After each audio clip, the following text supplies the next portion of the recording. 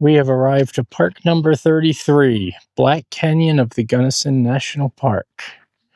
Let's go. We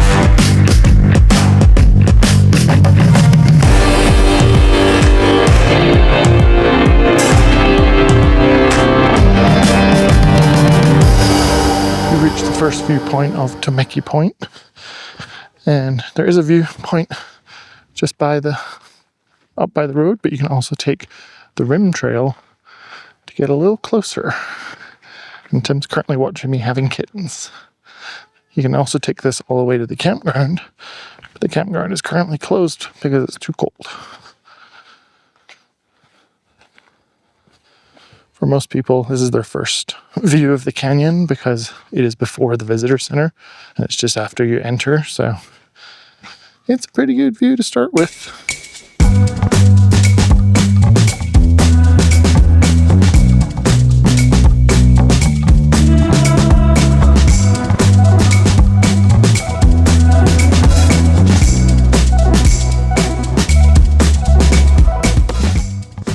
We've arrived at the visitor center. We're gonna go get our passport stamps and see if there's a hiking trails map that they have. And probably check out the overlook.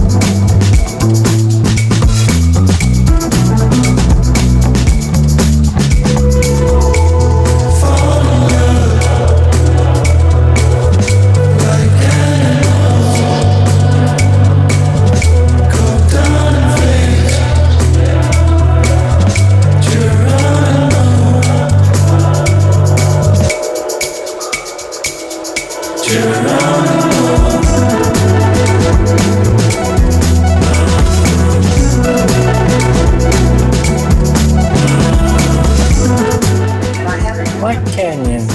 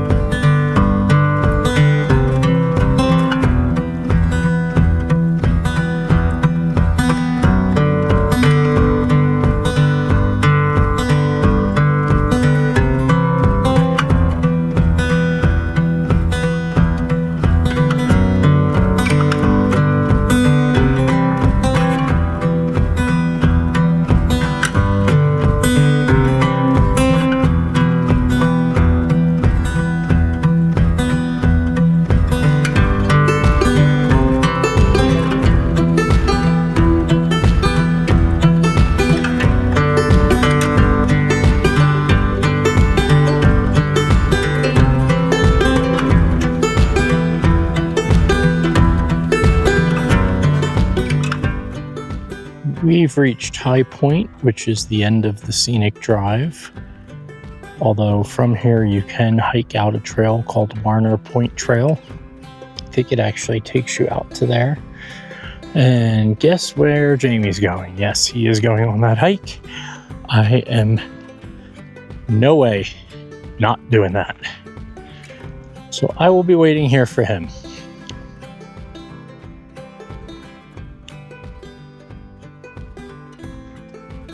Pretty views though. After leaving the visitor center, we've driven all the way to the end of the road to Warner Point. It's basically the end of the road. There's nowhere else to go.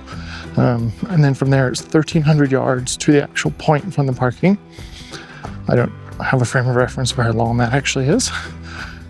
Tim didn't want to come because of his height phobia, so I'm going by myself. If you are thinking of doing the same as we did, where we were going to drive to the end and then stop at overlooks on the way back, I don't advise it because most of the parking lots are on the right hand side as you head towards Warner Point, so not really sure how we're going to stop at them on the way back, but there's not too much traffic, so hopefully I can just pull U-turns. A couple of them do have proper parking lots, but most of them are just pull-outs on the side of the road, so it's probably a good idea to just stop at them on the way. And wow, that is quite the view of the Rockies. But yeah, we'll see what the Warner Point looks like when we get there. It's pretty cool, the different geologies here. There he goes, rock, grass, sandstone I think, and then grass again. And over there you have snow-covered mountains. Alright, I've made it to the end of the Warner Point Trail. Turns out 1,300 yards is about 0.8 of a mile, which I didn't think to check all trails until I was about 3/4 of the way here. The parking lot is all the way back over there. I didn't bring any water. And Tim's back of the car. He does have the keys, so you can at least turn on the AC, but let's go see what this view looks like.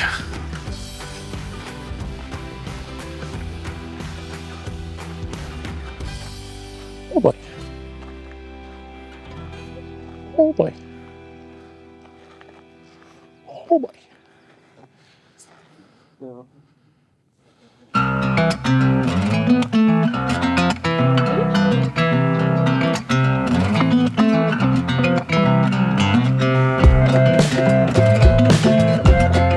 I will say the view from Warner Point Trail is definitely worth the hike. The hike was pretty easy. I'm just going real fast to get back to Tim. Definitely bring water because it is a 1.6 mile out and back, and you're at like 8,500 feet, so you'll feel the effects. But let's get back to Tim. Making a quick stop at Sunset View. I'm assuming it's called that because the sun sets directly in front of us and you get a really good view down into the canyon. You can see the river for a long time, and I was just saying that it's wild that this was carved by a river. I mean, obviously it happened over millions of years, but it's just wild that water caused all of this.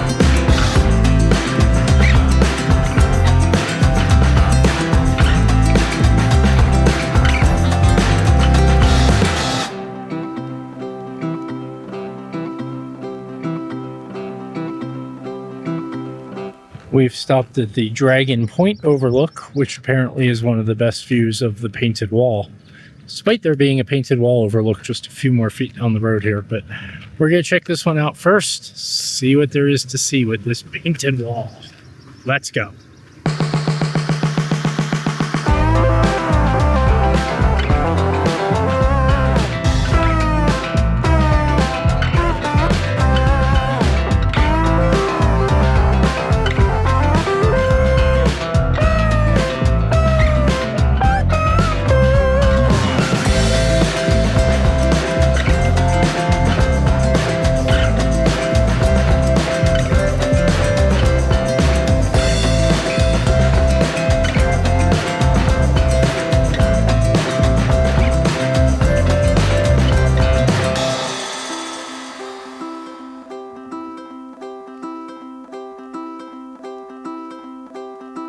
The reason it's called Dragon Point is because apparently if you look down, the bends in the river look like a dragon.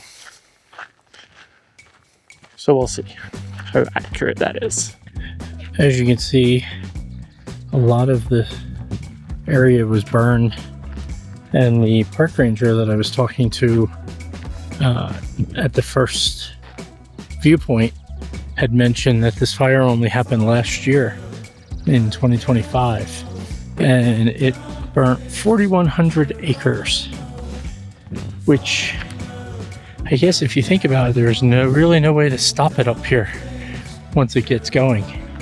How are they going to get fire trucks up here? Anyway, a lot of it is under restoration management. As you can see, the flags and signs all around. But it's weird, like some of it's perfectly fine, like here, and then right there is completely burnt. Nature's crazy. There's Jamie running ahead so he can get to the viewpoint before I catch up and tell him to back away from the cliff. So the end of Dragon Point is a little precarious. Like, there is a wall, but it's quite a small wall. Then you do have some pretty steep drops. But I believe that is painted. That is painted wall there. So that is the highest cliff face in Colorado, 2,200 feet. And one of the really interesting things about this is, so that is the north rim. I don't know how far you can get out on that one. I don't see any cars on that side. I think it's still mostly closed on that side. But to get over there takes, I think, 3 hours because there are no bridges and you have to drive all the way around. So even though it's right there, you're gonna have to drive a very long way. Also, I am not seeing anything that looks remotely like a dragon. Oh, unless it's like a Chinese dragon where it's like long and slender. I guess I could kind of see that. I feel like they could have come up with a better name. We just finished up at Dragon Point, and it was definitely a good view. The viewpoint was a little scary, but it does give you a side-on view of Painted Wall, whereas the Painted Wall viewpoint overlook actually gives you like a side-on view. So we're not actually going to bother stopping at the Painted Wall overlook because one, it's quite a long walk to get out there, it looks like, and we're both pretty hungry. And two, I think the view from Dragon is better because you get to look down into the canyon and see the Dragon water and then also see Painted Wall. So that is going to do it for our time in Black Canyon of the Gunnison National Park. It was a pretty quick visit, but you know, we've been here for what, 3 hours, and we managed to do a lot of the overlooks, and then I also did that hike. So yeah, definitely worth stopping. It's worth stopping. It's not my favorite park by far, mostly because of the heights. Some of it I can't do, but it's also not a very big park. I mean, the scenic drive itself, so only the south rim is open, as we mentioned. North rim is not yet open, which would give us more to do if it were open. But the south rim drive, scenic drive, is only, I don't know, 8-9 miles, something like that. If that, yeah. I think it was 5 miles from the visitor center. So yeah, so it's not even that far. I mean, there's multiple outlooks along the way, overlooks, but yeah, that's all there really is to do unless you're going to go hiking. And again, I can't hike these trails because they're all hugging the rim with no railings or anything. So nope, pass, hard pass. But it was a good start to our Colorado National Park visits. And in our next video, we will be exploring Mesa Verde National Park. So through the cliff dwellings, we've got reservations already booked for 2 different tours. So we'll see you there. Make sure to subscribe so you can follow along. Let's go.